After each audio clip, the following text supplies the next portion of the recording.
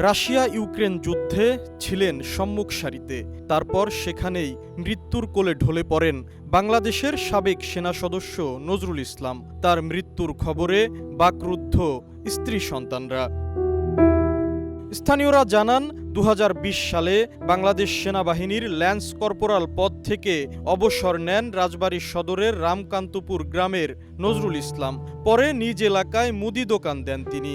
দোকানে লোকসান হওয়ায় ফরিদ হোসেনের মাধ্যমে ১৩ লাখ টাকার বিনিময়ে রাশিয়া যান। স্বজনদের অভিযোগ, উচ্চ বেতনে চাকরির লোভ দেখিয়ে নজরুলকে ফেব্রুয়ারি মাসে রাশিয়া পাঠান ফরিদ। তবে সেখানে যাওয়ার পর জোর করে কাগজে স্বাক্ষর করিয়ে দেশটির সামরিক বাহিনীতে যোগ দিতে বাধ্য করা হয় নজরুলকে। প্রশিক্ষণ শেষে পাঠানো হয় ইউক্রেনের বিরুদ্ধে যুদ্ধে। ৩০ এপ্রিল স্ত্রীর সঙ্গে শেষবার কথা হয় নজরুলের। এরপর থেকে এক প্রকার নিখোঁজই ছিলেন তিনি। অবশেষে ৮ অক্টোবর বাংলাদেশের পররাষ্ট্র মন্ত্রণালয় নজরুলের মৃত্যুর খবর নিশ্চিত করে। মনে হয় আমি আর বাঁচবো না, তুমি ওদেরকে দেখে রাখো। আর আমি তো তোমাদের কিছু করে দিয়ে আসতে পারি নাই, টাকা পয়সাও দিতে পারি নাই, আফসোস থেকে গেল।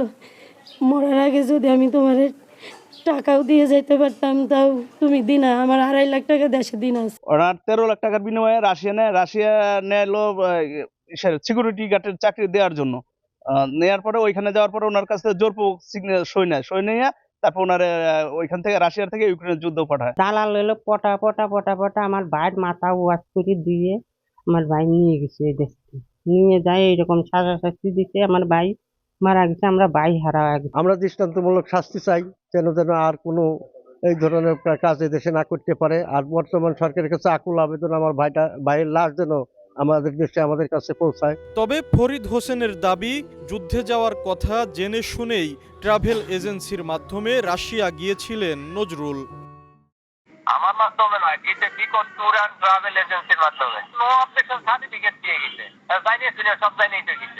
নজরুলের মরদেহ দেশে আনতে সহায়তার আশ্বাস জেলা প্রশাসকের। প্রবাসী কল্যাণ মন্ত্রণালয়ের মাধ্যমে আমরা কিভাবে সহযোগিতা করতে পারি সেই জিনিসটি করার জন্য তাকে আমি নির্দেশনা দিয়েছি। এছাড়াও যে নিহতের পরিবার, তাদের সাথে আমাদের জেলা প্রশাসনের পক্ষ থেকে সহকারী কমিশনার ভূমি রাজবাড়ী সদর দেখা করেছে এবং তাদের আশ্বাস দিয়ে আসছে যে কোনো ধরনের সহযোগিতায় প্রশাসন তাদের সাথে আছে এবং সামান্য কিছু আর্থিক সহযোগিতাও আমরা পরিবারটিকে করেছি। নিহত নজরুলের ৪ মেয়ে রয়েছে। বড় মেয়ে এবছর রাজবাড়ী সরকারি কলেজ থেকে এইচএসসি পরীক্ষা দিয়েছে। মেজ মেয়ে ৫ম শ্রেণীর ছাত্রী এবং ছোট ২ মেয়ের বয়স মাত্র ৬ ও ৫ বছর।